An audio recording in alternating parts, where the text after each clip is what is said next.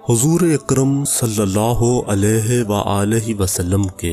جلیل القدر اور وفادار صحابی حضرت سلمان فارسی رضی اللہ تعالی عنہ روایت کرتے ہیں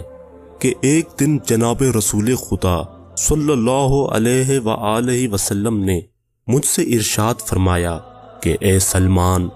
جو شخص بھی میری بیٹی فاطمہ سے عقیدت اور محبت رکھے گا وہ جنت میں ہمارے ساتھ ہوگا، اور جو کوئی بھی ان سے عداوت رکھے گا وہ جہنم کا ایندھن بنے گا۔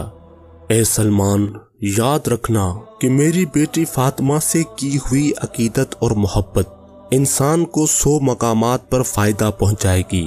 اور ان مقامات میں زیادہ آسان تر مقامات بوقت موت، اور جب قبر میں اتارا جائے گا، اور جب میزان میں اعمال کو تولا جائے گا، اور جب صراط سے گزارا جائے گا، اور جب قیامت میں حساب و کتاب لیا جائے گا۔ بس جس شخص پر بھی میری بیٹی فاطمہ خوش ہوں گی اس پر میں بھی خوش ہوں گا، اور جس کو میری خوشی نصیب ہوگی اللہ تعالیٰ بھی اس سے خوش ہوگا۔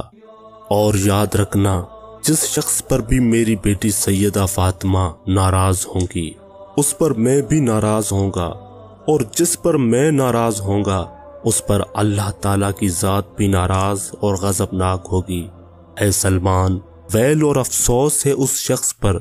جو میری بیٹی فاطمہ پر ظلم کرے گا اور اس کے شوہر علی پر ظلم کرے گا، اور وائے ہو اس پر جو ان دونوں کی ذریت یعنی اولاد اور ان کے چاہنے والوں پر ظلم کرے گا۔